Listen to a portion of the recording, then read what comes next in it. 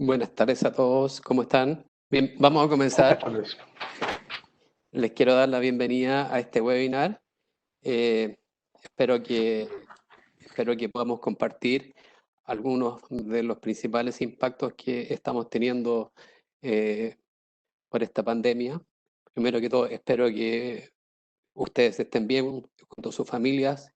Espero que esta pandemia que no nos esté afectando que de una manera significativa. Yo sé que para todos nosotros es difícil esta situación. Esto de estar trabajando muchas veces desde la casa no es lo mismo que estar en la oficina para muchos.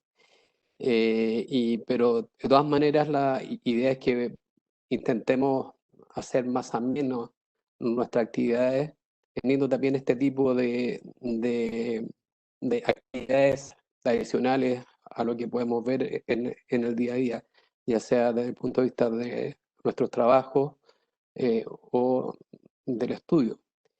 Eh, este webinar va a ser muy cortito y que la verdad es que me quiero referir básicamente a 12 factores que nosotros debiésemos considerar por esto de, de los impactos por COVID en IFRS. Los 12 factores que deberíamos, por lo menos, deberíamos considerar en esta crisis están relacionados, el primero con el entorno, el segundo con los hechos posteriores, el tercero tiene que ver con empresa en marcha. eh,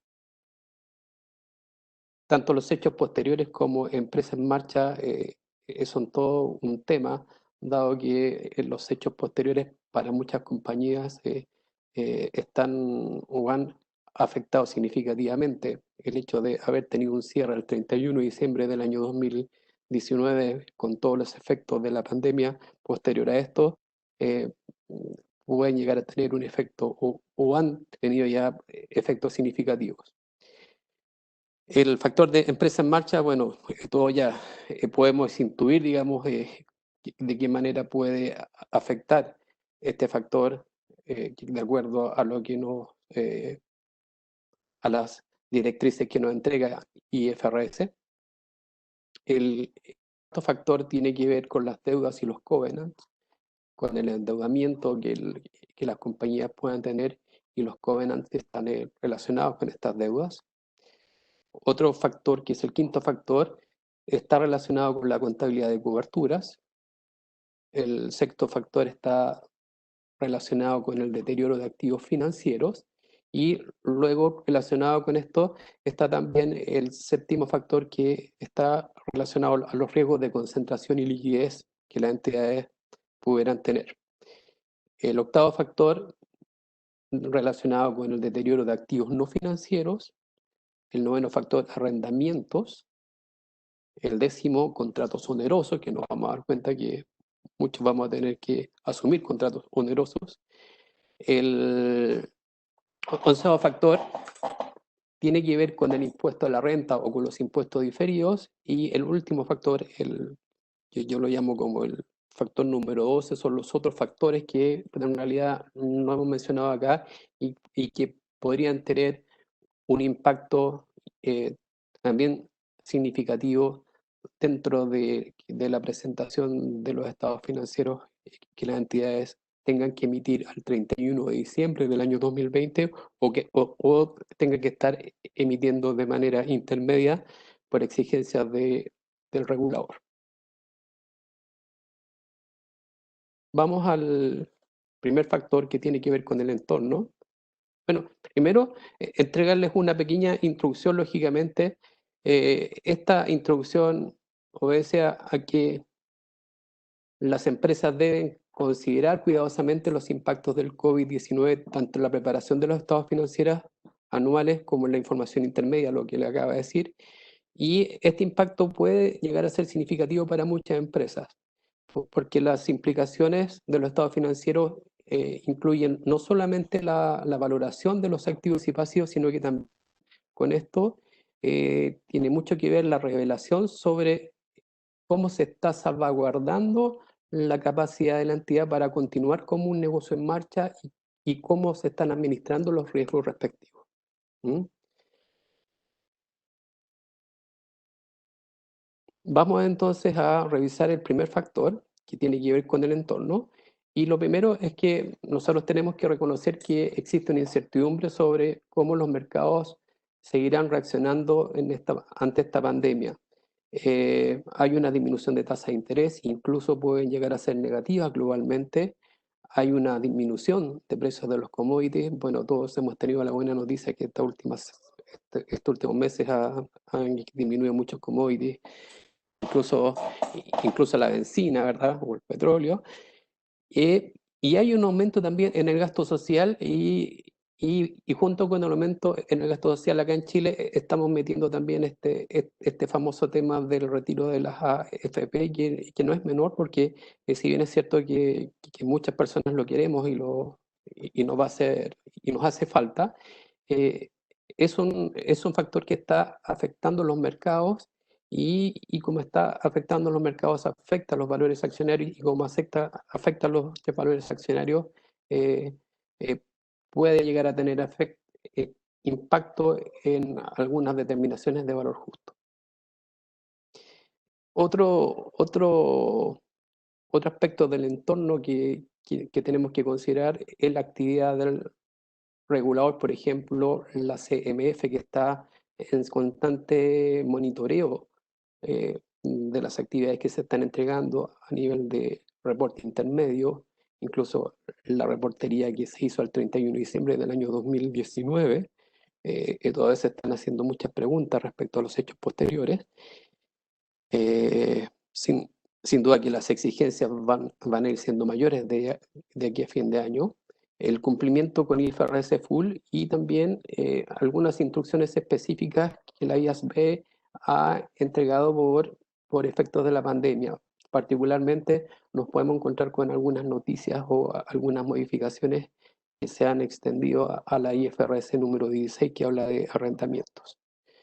La actividad del regulador también está muy, está muy, está muy pendiente de las revelaciones adicionales que se deban hacer. ¿Y qué podemos esperar? Eh, Situaciones de acciones correctivas y preventivas. Vamos a esperar también un involucramiento de los auditores después de la revisión intermedia al mes de junio y tenemos que esperar también una profundidad o una extensión de las revelaciones que se tienen que hacer en la presentación de estados financieros.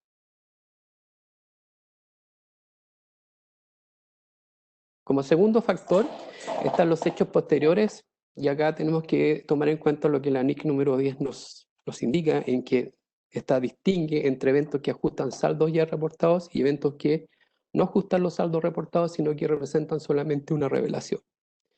Algunas compañías al 31 de diciembre del 2019 revelaron ciertos efectos del COVID sin ajustar los saldos, dado que se supone que las correspondientes circunstancias no existían al 31 de diciembre del año 2019. Pero, por ejemplo, acá tenemos el caso de muchas compañías que al 31 de diciembre tenían cierto nivel de mercaderías en tránsito por importaciones o cierto nivel de cuentas por cobrar y que se pues, evaluaron por un test de deterioro aplicando lo que nos indica la NIF número 9, que es el modelo de pérdida esperada, ¿verdad? Y que resulta que a esa fecha, como el escenario todavía no estaba tan claro o la manera en que nos podía afectar, simplemente se dejó que los auditores fueron, emitieron el informe y se cerraron los estados financieros. Pero resulta que ahora nos podemos dar cuenta de que a fecha de cierre de semestre o, o 30 de junio, que nos podemos dar cuenta que esas mercaderías que estaban en tránsito llegaron, y llegaron con un costo o con un tipo de cambio determinado.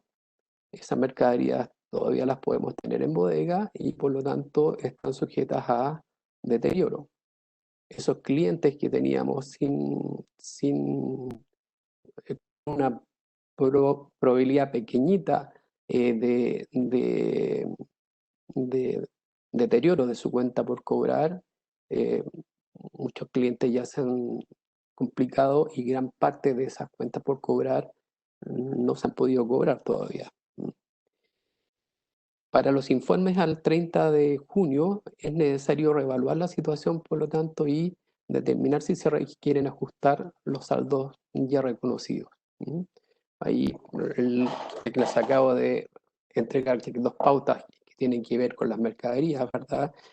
Mercaderías en tránsito o lo que compramos y nos abastecimos y que quedó al 31 de diciembre y que ahora por efectos de pandemia no se ha podido comercializar, por ejemplo, y las famosas cuentas por cobrar que se valorizaron, se aplicó un test de deterioro correctamente a esa fecha, pero resulta que como el escenario ha cambiado, nos podemos encontrar con muchas cuentas por cobrar que todavía no se han realizado para la entidad.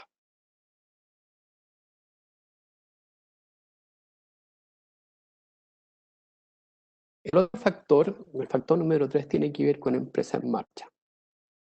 La NIC número 1 requiere que se efectúe siempre una evaluación de la habilidad de la compañía de seguir como empresa en marcha, de seguir funcionando. Y por lo tanto se hace necesario evaluar y también documentar si debido a la situación particular existen elementos que puedan causar dudas acerca de la habilidad de la compañía de seguir como empresa en marcha. Y en este caso, a nivel de revelación, va a depender de cada caso. Entonces, si la situación del COVID no implica que todas las compañías tendrán que revelar dudas respecto a la habilidad de seguir como empresa en marcha, pero la situación aumenta la necesidad de usar supuestos, ajustar supuestos históricos y además considerar la situación particular de todo mercado. Hay algunas empresas incluso que están ya a punto de quebrar, por lo tanto, el, el principio de empresa en marcha o este factor que incide implica que la entidad que ya está en quiebra va a tener que dejar de aplicar IFRS y se va a tener que someter a la contabilidad que dice él o que indica el regulador, dando las prioridades, por supuesto, a los acreedores, partiendo por las personas, etcétera. Pero ahí ya se acogen a una ley específica que es la ley de quiebras. Pero ojo que este principio de empresa en marcha es un gran tema y que tiene que ver mucho con la capacidad de gestión de la empresa y por lo tanto eh, es la alta dirección la que tiene que estar muy involucrada y aportando la información necesaria para las personas que están elaborando estos estados financieros y están incluso preparando las revelaciones correspondientes.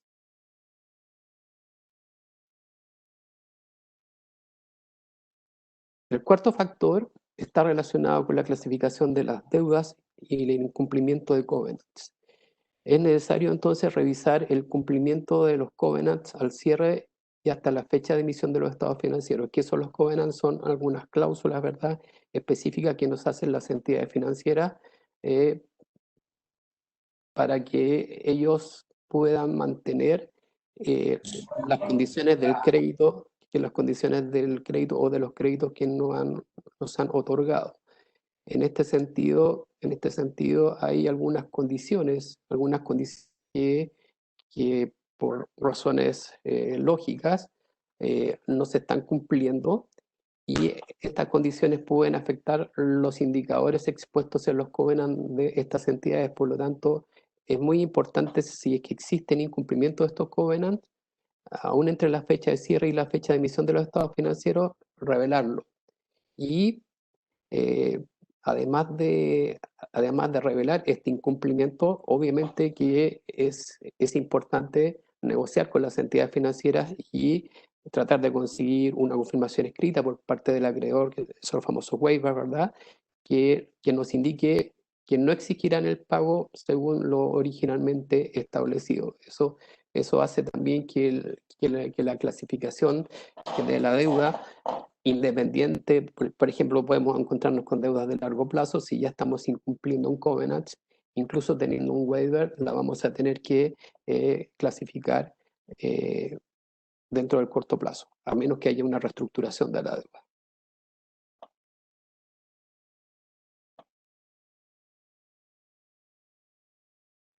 El quinto punto habla de las contabilidades de cobertura.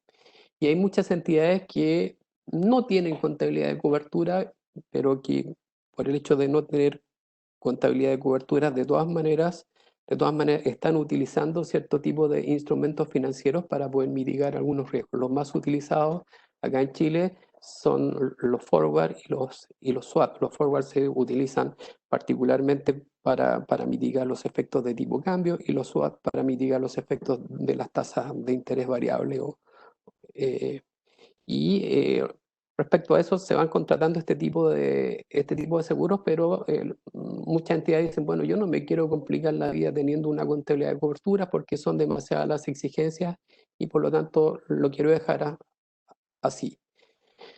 Resulta que ahora nos damos cuenta que esta contratación de derivados muchas veces cuando estamos hablando de corto plazo pueden tener un impacto directo en los estados de resultados, pero cuando estamos hablando ya de tipos de financiamiento, ya sea otorgados o recibidos más de largo plazo, es conveniente contar con una contabilidad de cobertura.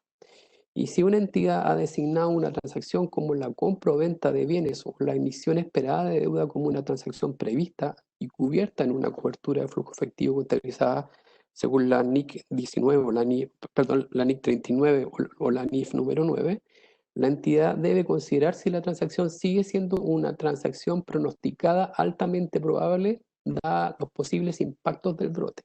¿Esto qué quiere decir? En que nosotros, de todas maneras, tenemos que realizar un test de efectividad, ¿verdad? Y ese test de efectividad a nosotros nos va a entregar eh, efectivamente si estamos cumpliendo con el gran objetivo que es tener este o estos instrumentos financieros.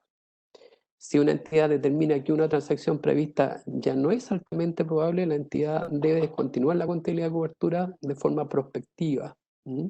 Si la entidad determina que ya no se espera que ocurra una transacción prevista, además de descontinuar prospectivamente la contabilidad de cobertura, ya tiene que reclasificar inmediatamente a resultados cualquier pérdida o ganancia acumulada en el instrumento de cobertura que haya sido reconocido en el ORI o en otros resultados integrales.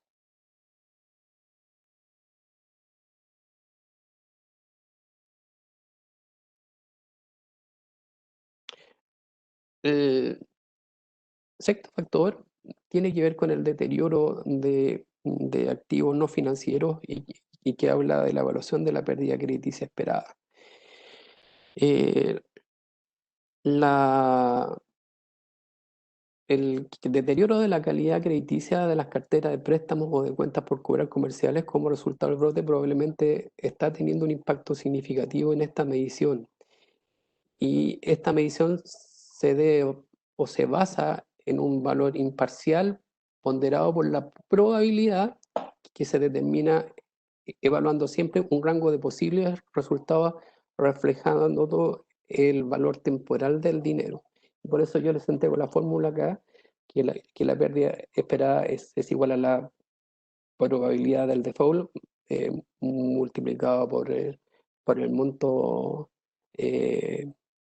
de los given default y multiplicado por el activo financiero que está siendo expuesto en este caso. Eh, si nosotros contamos con garantías, por ejemplo, esas garantías tenemos que reevaluarlas. Muchas veces, por ejemplo, pasa con estas entidades de crédito. ¿Verdad? Dicen, bueno, nosotros eh, tenemos entregada o tenemos recepcionada o tenemos, perdón dicho, otorgado un crédito, pero este crédito está con la garantía de este auto. O tenemos un crédito hipotecario, pero este crédito hipotecario está garantizado con esta propiedad. Bueno, el tema de las garantías es todo un tema ahora, porque vamos a ver cuál es la volatilidad que están teniendo dichas garantías. los vehículos han incrementado o han disminuido su precio, las propiedades han disminuido o han incrementado sus precios. Es un gran tema esto de las garantías y que tiene mucho que ver con el cálculo de la determinación de la pérdida esperada cuando hay alguna garantía de por medio. Y lo otro, cuando no hay garantía de por medio, bueno, vamos a tener que ir afinando cada vez mm, de una manera más certera, cumpliendo los pasos que nos dice la norma, de los 3 pasos que se tienen que cumplir durante el periodo de los 12 meses, ¿verdad? Definir bien qué es lo que va pasando con el escenario de pago del cliente, determinando las probabilidades de acuerdo a la evolución de la cartera. Ahora, debido a que la probable demora eh, refleja los cambios de calidad crediticia a nivel individual, puede ser apropiado ajustar las calificaciones y las probabilidades de incumplimiento de manera colectiva. Nosotros primero tenemos el concepto de que el cálculo del deterioro de la cartera tiene que hacerse uno a uno. Bueno, ahora podemos decir, ¿sabes qué? Voy a ajustar la calificación de las probabilidades de incumplimiento y la voy a asociar, por ejemplo, a las características de riesgo asignado a la industria y o a la ubicación geográfica que pueda tener esto. Por ejemplo, no es lo mismo tener una cartera concentrada en el Gran Santiago que concentrada, por ejemplo, en la segunda región. ¿Mm? No es lo mismo tener una gran cartera concentrada, por ejemplo, en cuentas por cobrar, nos debe entidades del gobierno, por ejemplo, Senabast, ¿verdad? Que lo que nos pueda deber los pequeños y medianos empresarios que dedicados también a, qué sé yo, a actividades industriales. Ujú.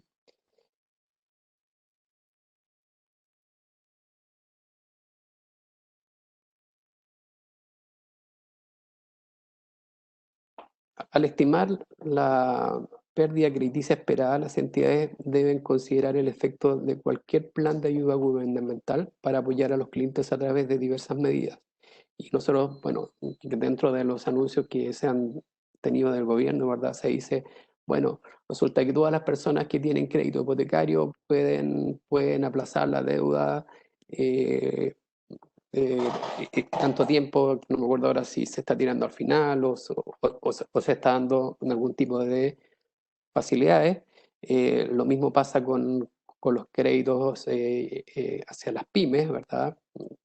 Dice, bueno, si no paga el cliente, paga el gobierno. Bueno, todo eso también nosotros lo tenemos que considerar. Si somos la entidad que está otorgando dicho financiamiento, son factores que deberíamos considerar a la hora de estimar esta pérdida crediticia esperada.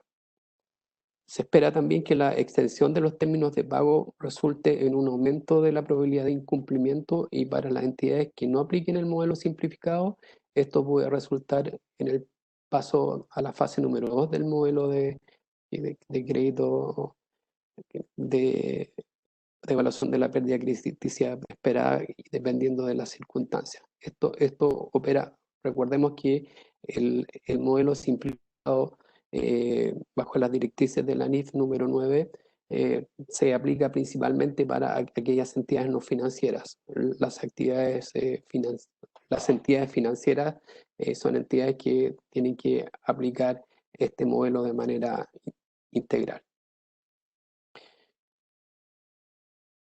La medición de la pérdida crediticia esperada eh, va a ser muy difícil en estos tiempos debido a la falta de información precisa y a la naturaleza atrasada de muchas métricas crediticias. Las entidades necesitan, por lo tanto, utilizar el juicio, las informaciones cualitativas que probablemente son necesarias en el corto plazo, las suposiciones para las evaluaciones de fases y la medición de este modelo de pérdida esperada deben ser direccionalmente consistentes, siempre consistentes con la entidad y respecto al riesgo general y se tienen que reevaluar a medida que la entidad aprenda más sobre los prestatarios con el tiempo. Nosotros resulta que si estamos contando con una cartera de activos financieros o con una cartera de clientes, es importante incluir en este modelo cuál es el tipo de comunicación que vamos teniendo y por eso hace tan importante también que la gestión de cobranza esté sustentada también bajo un sistema. Muchas entidades tienen la gestión de cobranza soportada en una hoja Excel determinada por un cálculo de aging de clientes clasificados sin vencer entre 1 y 30, entre 31 y 60, etcétera, y en función de eso van determinando incluso este cálculo del deterioro de la cuenta por cobrar, pero resulta que la gestión de cobranza no tiene una clara comunicación con la persona esta que está haciendo este cálculo. La gestión de cobranza tiene que estar absolutamente integrada a lo que nosotros vayamos haciendo a través de la contabilidad, en especial en este cálculo. ¿Mm? El séptimo factor tiene que ver con la situación actual debido a los riesgos y concentración de liquidez. Y acá primero la NIF número 7 nos habla de la revelación de instrumentos financieros en la cual requiere que se revele la concentración del riesgo si no es evidente de otra manera a partir de otras revelaciones de riesgo proporcionadas. Las entidades que han identificado concentraciones de actividades en áreas de industrias afectadas por el brote y que no han revelado previamente la concentración es porque no creían que la entidad fuera vulnerable al riesgo de un impacto severo a corto plazo, pero ahora deben reconsiderar hacer tal revelación. Y por último, el riesgo de liquidez en el entorno económico actual aumenta. Por lo tanto, las revelaciones requeridas bajo la NIF 7 en esta área reflejen cualquier cambio en la posición de liquidez como resultado del brote del coronavirus. Y acá es muy importante que nosotros eh, simplemente para poder determinar estos riesgos de liquidez utilicemos herramientas fundamentales que son los famosos ratios financieros. Y el gran concepto de administración eficiente de capital de trabajo. Si nosotros calculamos o determinamos el ratio de liquidez, activos corrientes divididos en pasivos corrientes, que no es lo mismo que hacer un, un ratio ácido, ¿cierto? Que es disminuir los inventarios de esto. Eh, pero aún disminuyendo los inventarios nos podemos encontrar con un gran activo que son las cuentas por cobrar que pueden estar sujetos también a un riesgo muy, muy importante. En otras palabras, ¿qué es lo que manda prioritariamente acá? Es la caja. Y por lo tanto, los esfuerzos de todas las entidades en este momento, o los principales esfuerzos de las entidades están orientados a la generación de caja. ¿Mm? La generación de caja, recuerden ustedes que se genera a través de la gestión de cobros, de la gestión de administración de inventarios, a través de las ventas, a través de la optimización de niveles de inventario, pero por otro lado también de la administración de cuentas por pagar. Y acá también esto no es menor porque la administración de cuentas por pagar es un tema que también nos puede afectar incluso algunos aspectos de eficiencia y de continuidad del ritmo del negocio. Si nosotros nos atrasamos, por ejemplo, con un proveedor clave y, y, y este proveedor nos suspende el servicio, eso puede ocasionar que nosotros tengamos nuestras actividades interrumpidas para poder satisfacer muchas veces actividades de los clientes, lo que va originando también algunas trampas en esta actuar o gestionamiento de generación de caja.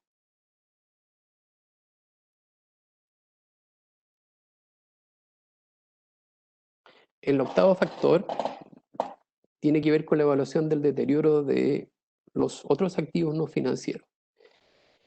Y la NIC 36 y la NIC 34, la NIC 36 que habla de deterioro y la NIC 34 que habla de presentación de estados financieros intermedios, requiere la evaluación de existencia de indicadores de deterioro en fechas interinas y en los estados financieros anuales.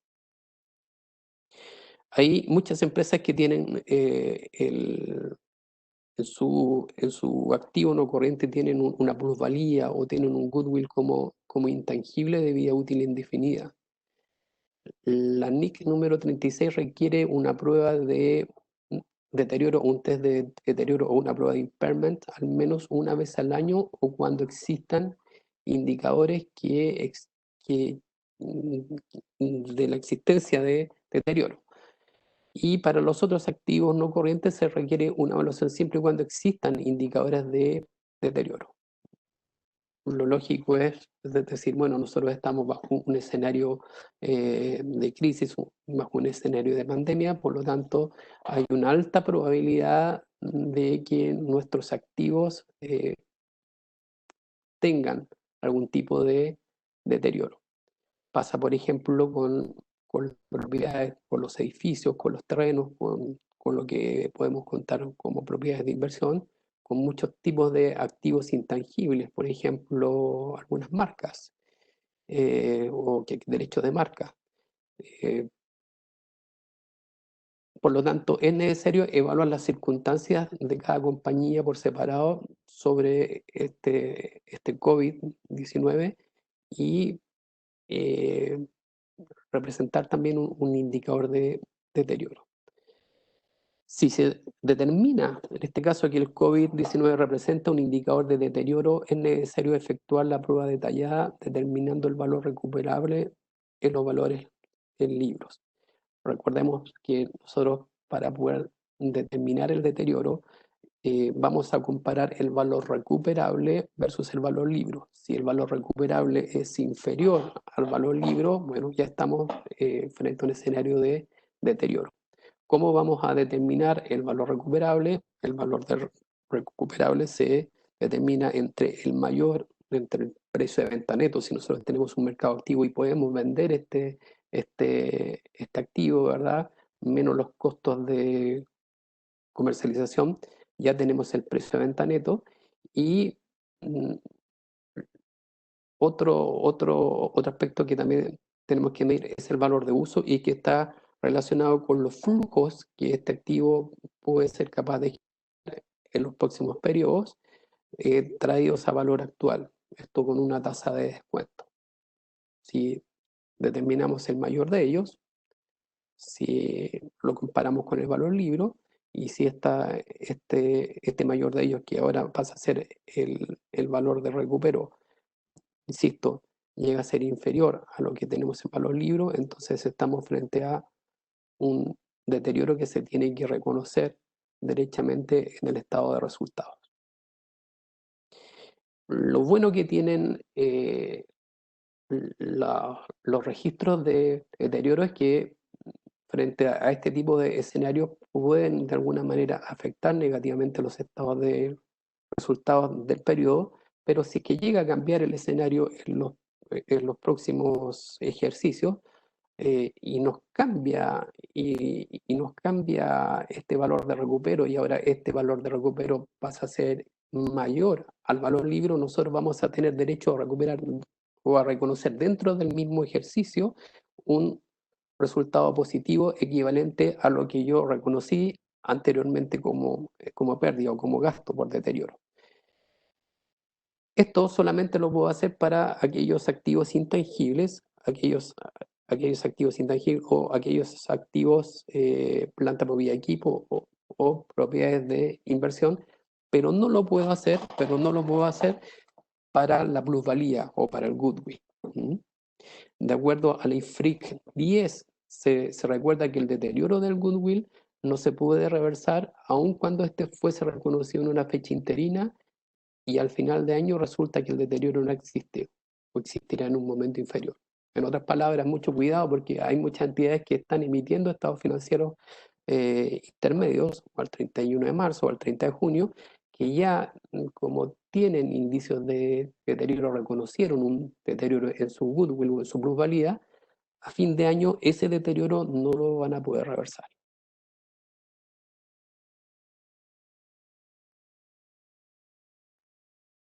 El noveno factor tiene que ver con los arrendamientos.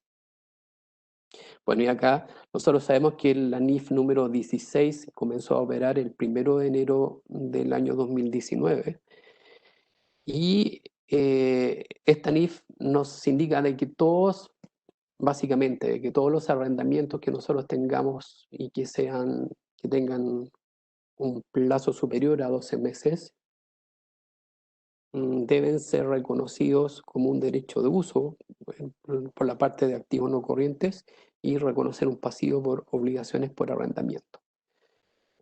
Estas obligaciones por arrendamiento nos van a ir generando un interés, por lo tanto ese interés va a equivaler al gasto financiero y por otro lado ese derecho de uso nos va a generar una depreciación y una amortización que va a ser el gasto complementario. Ambos conceptos se van a reconocer en el estado de resultados, mm, beneficiando en una primera etapa el EBITDA de las entidades. ¿Mm? Antiguamente recordemos que eh, si el contrato de arrendamiento era de carácter operativo, nosotros reconocíamos simplemente un gasto por arrendamiento y si lo estábamos reconociendo por arrendamiento, esto simplemente afectaba el estado de resultado con un impacto eh, eh, o sin impacto en realidad en cálculos de la EBITDA. Pero si ahora ese mismo concepto de arrendamiento lo estamos reemplazando por un gasto financiero y por una amortización, bueno, la vida, por supuesto, que nos cambia en una primera etapa, insisto. En un primer ciclo nos cambia y nos cambia positivamente. Bueno, esta de los arrendamientos está basado en negociaciones con el arrendador o basado en las regulaciones y puede darse periodos de gracias adicionales o cambios en los plazos de los contratos de arriendo. Es necesario, por lo tanto, determinar si los cambios en las condiciones resultan en una modificación del contrato que, de acuerdo a la NIF 16, se tiene que tratar como tal. Y para ello se tienen que revisar los contratos si tienen cláusulas de fuerza mayor que podrán aplicarse al caso. Si se trata de una modificación sin ser un nuevo leasing, puede interpretarse ausencia de pagos sin incrementar el plazo del arriendo como pago negativo que nos va a ajustar el valor por el derecho de uso, o sea, el valor del activo. Si se trata de una modificación que no es un leasing separado, que no es otro contrato de arrendamiento y se contabiliza bajo la NIF 16, es decir, generalmente en las situaciones que observamos en la práctica se reconocen ajustes en los pasivos y activos relacionados con el arrendamiento e impactos en el resultado del periodo. La modificación que planteó la IASB nos dice, ¿sabes qué? Nosotros vamos a poder reconocer en el estado de resultados todas aquellas disminuciones de canon de arriendo que podamos tener planteadas en los contratos. Por ejemplo, si por un contrato de arrendamiento nosotros estamos pagando 100 millones de pesos y resulta que negociando con el arrendador ahora vamos a pagar 80 millones de pesos, bueno, esa diferencia de 20 millones de pesos ya la podemos reconocer en el estado de resultados. ¿Mm?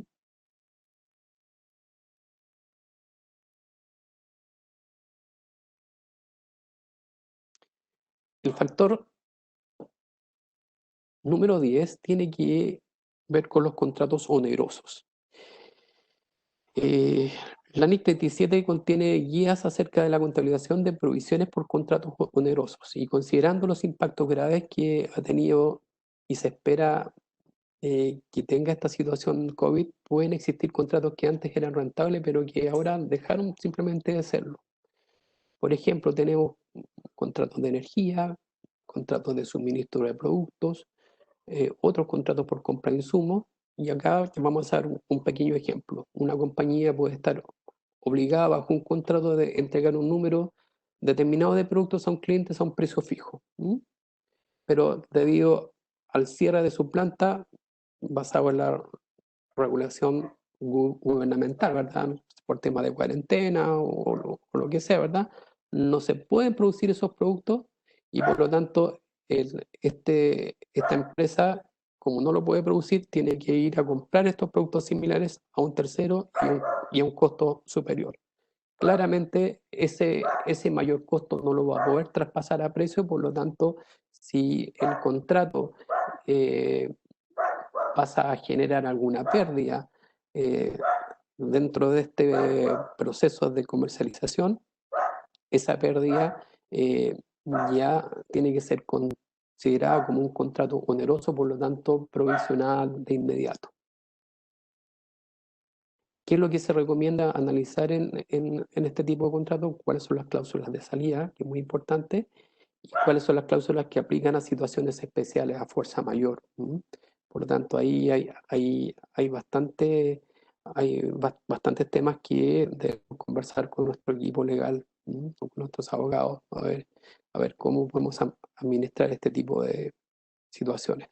Eh, Ojo que cuando estamos administrando este tipo de cláusulas de salida o las cláusulas que aplican a las situaciones especiales de fuerza mayor, no quiere decir que nosotros por un tema legal dejemos de cumplir nuestro contrato con los clientes porque queramos o porque no, que los abogados nos están asesorando que no lo hagamos, sino que esto tiene que ver simplemente con una medición que, que se va a tener que ver reflejada en los estados financieros.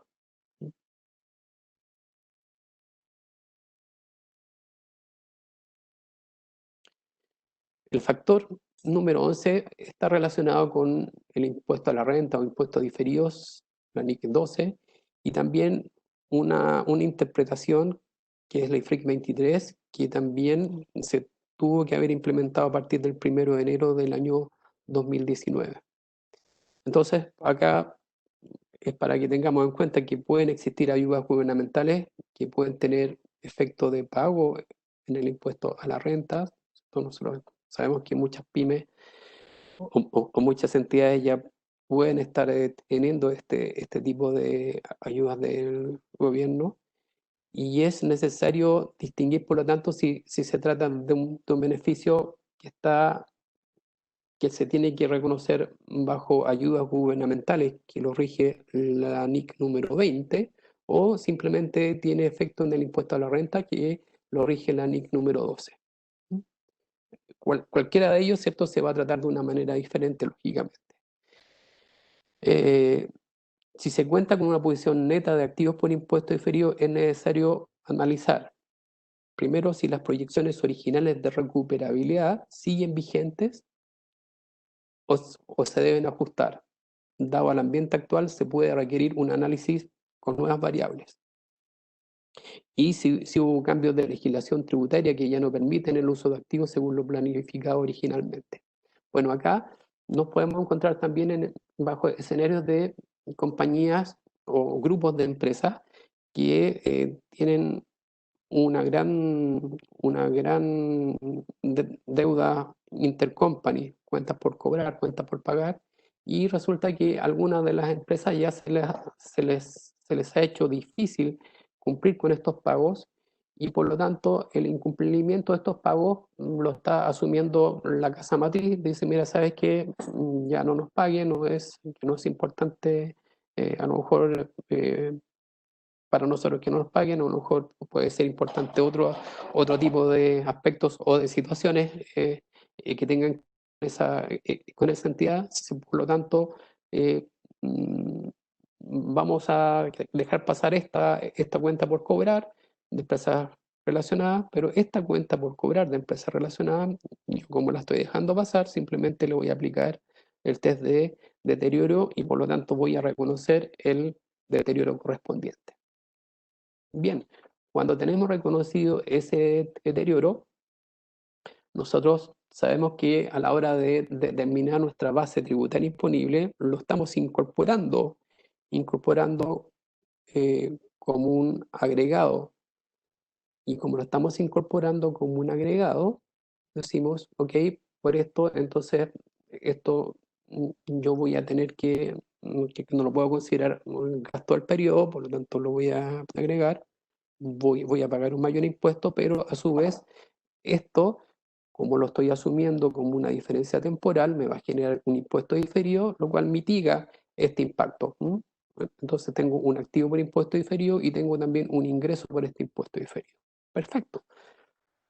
La IFRIC 23 nos viene a decir, bueno, si es que usted tiene incertidumbre respecto a esto, y claramente para estas empresas relacionadas existe una alta incertidumbre de que esta entidad no nos vaya a pagar, incluso pueden hacer grandes perdonazos, también es bastante poco probable que, que estas entidades o la casa matriz vaya a ejercer una acción legal o vaya a agotar los medios de cobro ante esta entidad relacionada. Por lo tanto, la pregunta que nos tenemos que hacer, este deterioro que está relacionado con esta cuenta por cobrar a esta empresa relacionada, ¿es una diferencia temporal?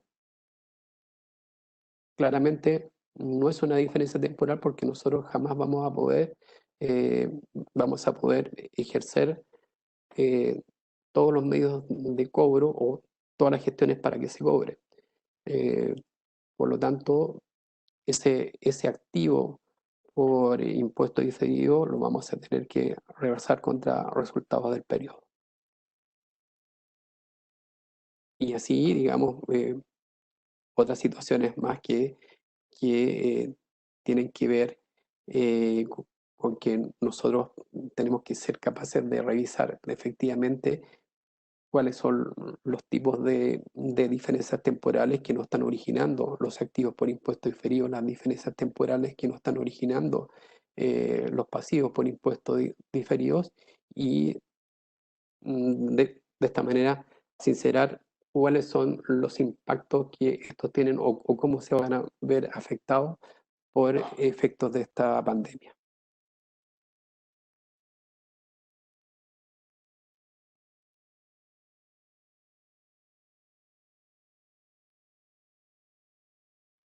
Y el último factor, que lo podemos llamar otras consideraciones, está relacionado a cuatro normas. La primera es la NIC número 2, que habla de inventario, donde mm, se sugiere que en este factor hay que revisar la obsolescencia y el valor neto realizable de los inventarios debido a la rotación más lenta y o a la necesidad de ajustar precios. Nosotros acá nos enfrentamos con dos factores. El primero, que lógico, para muchas industrias, producto de esta crisis, los inventarios se están rotando de una manera más lenta, ¿sí? Y por lo tanto, si están rotando de una manera más lenta, las acciones de marketing pueden conducir a sensibilizar la disminución de precios o otorgar, incluso otorgar algunas ofertas hacia los clientes. Bueno, eso, eso tiene que ver o se tiene que incluir dentro del cálculo del valor neto realizable del inventario. Recordemos que el valor neto realizable se determina de acuerdo al precio de venta esperado, o sea, cuál es el precio final que nosotros vamos a entregar al mercado para poder comercializar estos inventarios, menos los costos de comercialización. Los costos de comercialización ahora se están viendo también fuertemente afectados por esto de que en las empresas no podemos atender muchas veces a la empresa, sino que tenemos que acudir bastante al delivery y ese delivery, si no lo estamos traspasando al cliente, lo tenemos que asumir nosotros y es un costo más. Bueno, el valor realizable neto es el que tenemos que ser capaz de calcular y compararlo contra el costo del inventario. Si el valor realizable neto es menor al costo del inventario, entonces estamos hablando de un deterioro de inventarios, un deterioro de existencia que también tenemos que reconocerlo en el estado de resultados.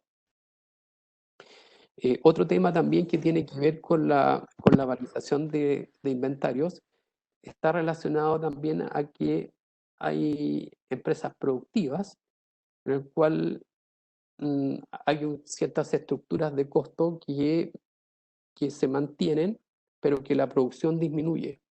Por lo tanto, si estamos manteniendo estas estructuras de costo, vamos a mantener estos gastos indirectos de fabricación y los vamos a querer asignarlos a una producción menor.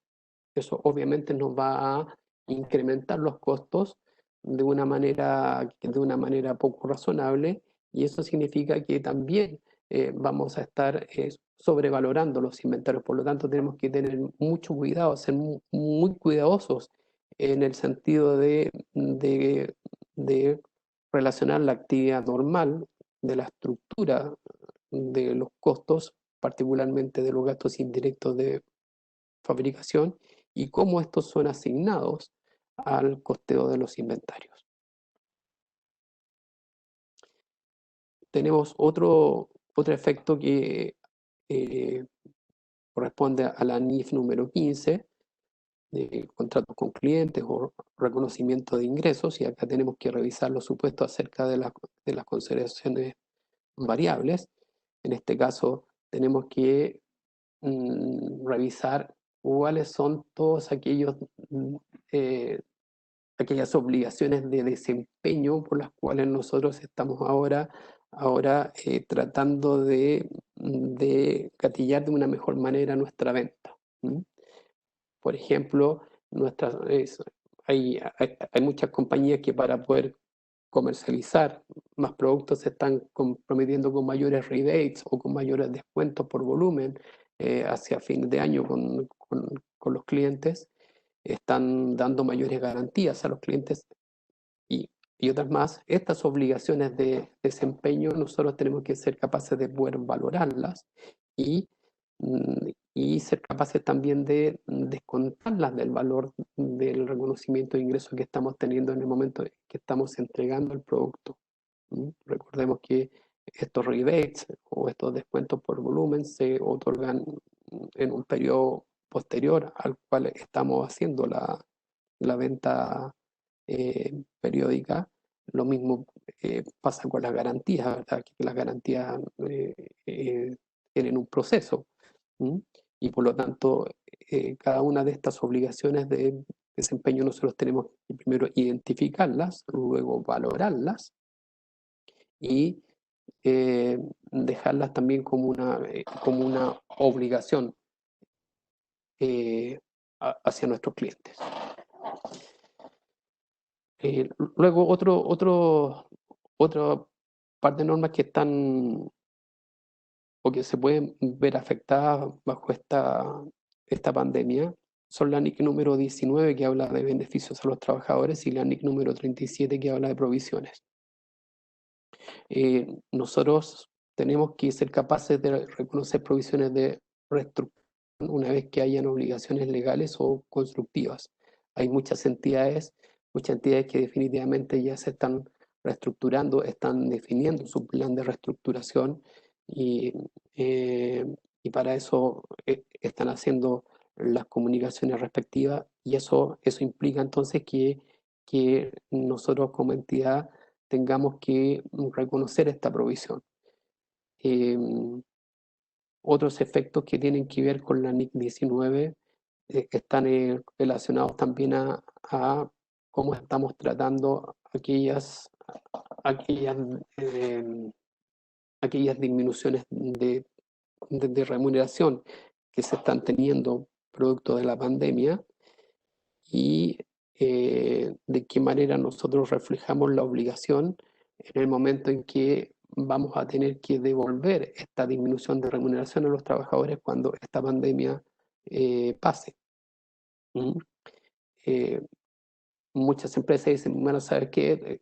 Si la persona ganaba 2 millones de pesos, ahora yo negocié con ese trabajador y voy a pagar 1 millón de pesos, y eso le puede hacer muy bien a la caja.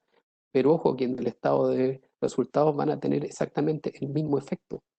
Van a ser los 2 millones de pesos. ¿Por qué van a ser los 2 millones de pesos? Porque yo le voy a estar pagando uno, pero voy a estar reconociendo una obligación. Una obligación por otro millón que se lo voy a tener que pagar en el próximo periodo. ¿Ok? Si hay efectos de magnitud relevante, puede ser necesario incluso abrir una línea adicional en el balance, estado de resultados integrales o flujo de caja. Y recordemos nosotros que está siempre la posibilidad, y esto por NIC número 1 y por NIC número 7 refería a los estados de flujo de efectivo, que nosotros podemos abrir una línea de ítem extraordinario. Esto generalmente se incluye por catástrofe, ¿verdad? Por algo bien puntual que afectó los resultados del ejercicio y por lo tanto también afectó el resultado de la caja por el periodo determinado. Y por último, es necesario presentar las revelaciones detalladas acerca de las incertidumbres y los supuestos relevantes utilizados en la preparación de los estados financieros.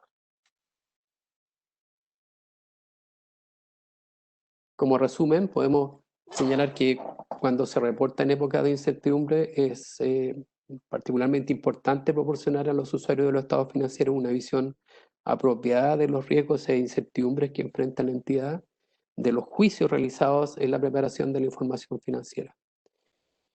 Y las distintas áreas que se analizaron pueden ser una fuente de juicios e incertidumbres materiales que requieren revelación de acuerdo a lo requerido por IFRS.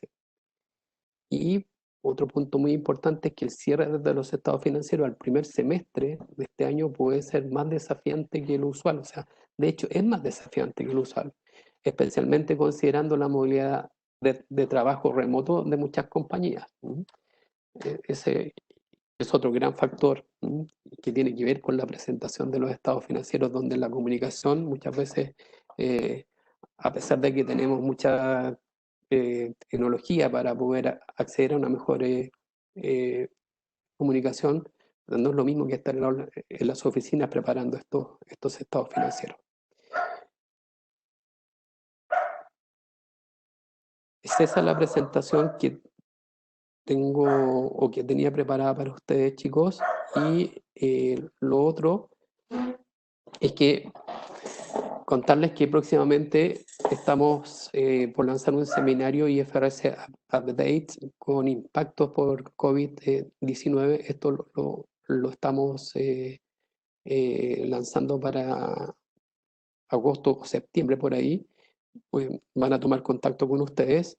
Es un seminario de 20 horas en el cual vamos a hacer una pasada absolutamente transversal por todas las normas más importantes que hemos visto acá y las normas que empezaron a regir desde el año 2014 incluso y que muchas empresas todavía no las tienen correctamente aplicadas y ahora producto del COVID puede ser un impacto incluso mayor. Chicos, ahora le doy espacio a ustedes para que hagan las consultas respectivas. Soy todo oídos.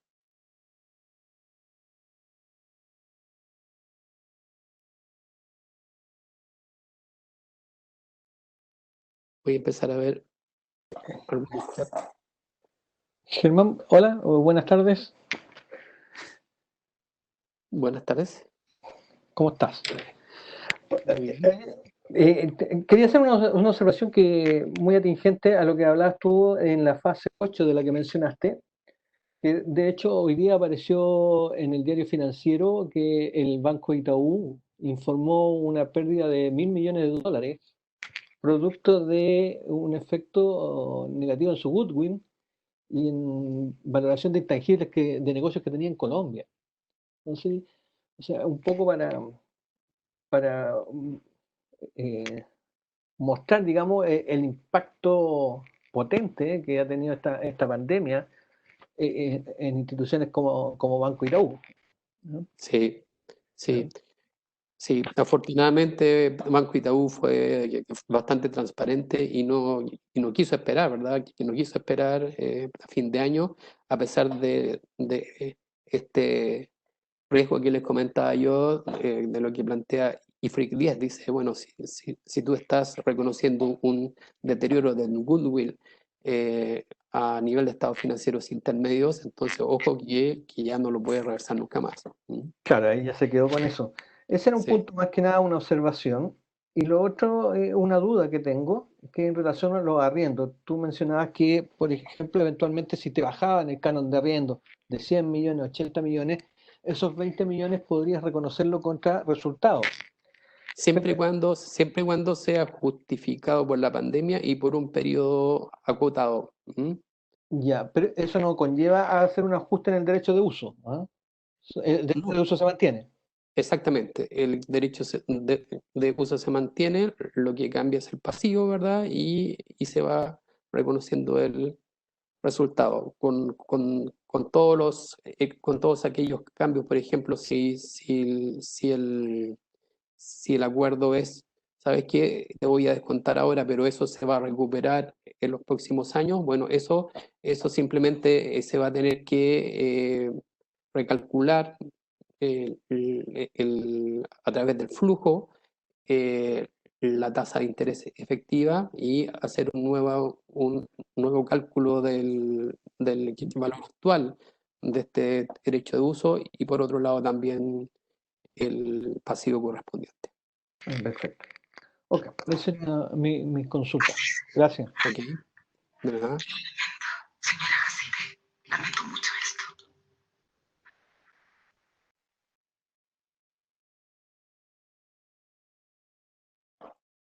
A ver, vamos a ver acá.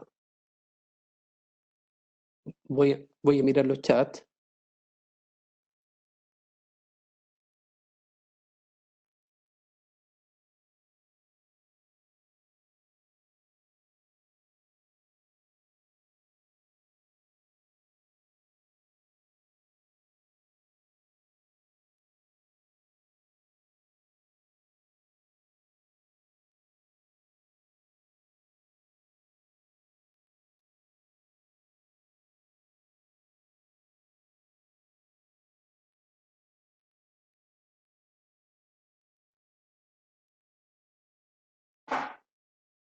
Perfecto. Aquí alguien pregunta, Daniel parece que pregunta, dice, ¿cómo registro los hechos económicos si se cae el principio de empresa en marcha?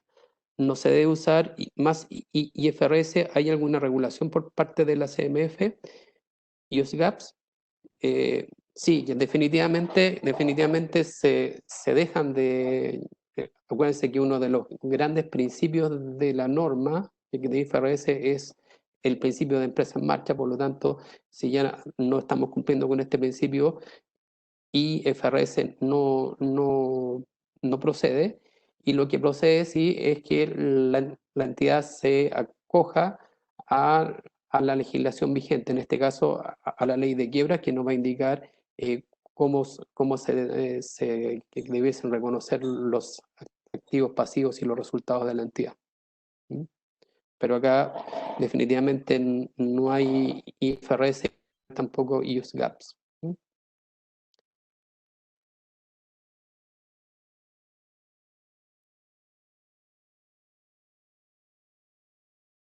Y otra pregunta dice, respecto a las pérdidas por deterioro, ¿se pueden reversar solamente las pérdidas del año o de años anteriores también? ¿Se podrían generar ingresos? Eh, sí, o sea, si nosotros tenemos una pérdida por deterioro que no sea goodwill, en este periodo, en los próximos periodos, si el escenario cambia y nuestro valor de recupero, insisto, es superior al valor libro, entonces nosotros esa diferencia ya la podemos reconocer directamente en el estado de resultados, con tope siempre a lo que reconocimos como pérdida en el periodo.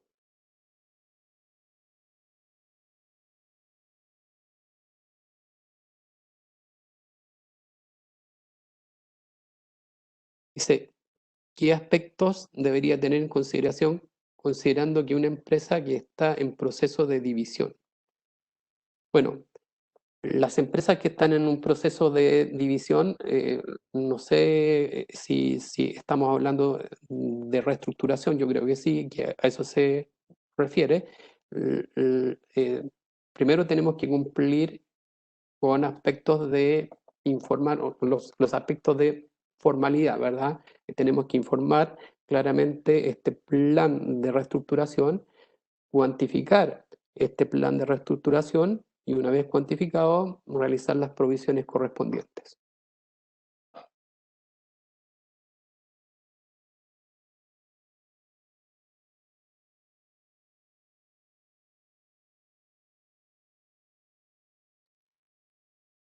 Verónica dice, en el caso que se termine un contrato operativo producto del COVID, ¿puedo dejar provisiones para gastos posteriores o debo castigar todo al minuto del término? A ver, en caso que se termine un contrato operativo producto del COVID, ¿puedo dejar provisiones para gastos posteriores o debo castigar? A ver, el contrato operativo es un contrato, Verónica, por favor, aclárame, ¿es un contrato que nosotros tenemos con clientes o tenemos con proveedores?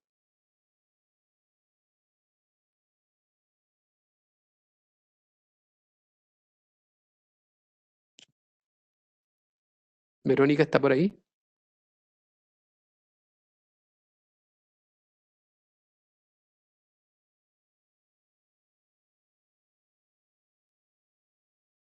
Hola, sí, ¿me escuchas? Sí, perfectamente. Sí, es con proveedores. ¿Es un contrato con proveedores? Ya, ¿y qué pasó? A ver, cuenta un poquito más. Producto del COVID se tuvo que terminar anticipado el contrato. Entonces, quedan algunas provisiones producto porque nosotros teníamos una parte que era variable y una parte fija. La parte variable tenía una provisión y nosotros teníamos un activo por otra parte y la provisión se iba manteniendo y el activo iba depreciando según la operación. Muy bien.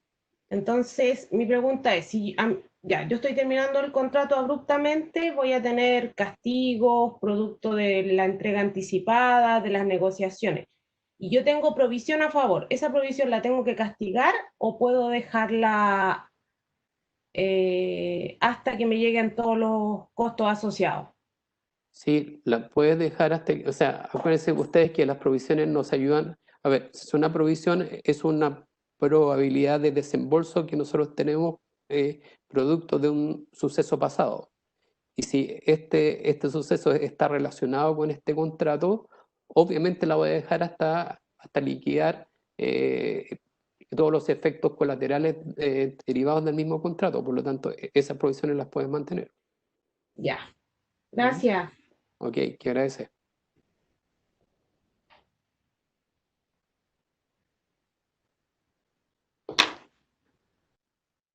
¿Más dudas, chiquillas?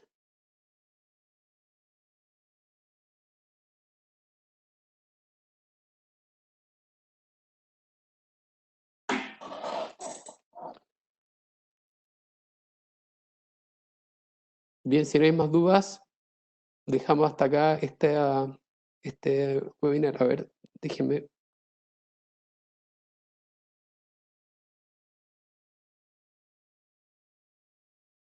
Ok.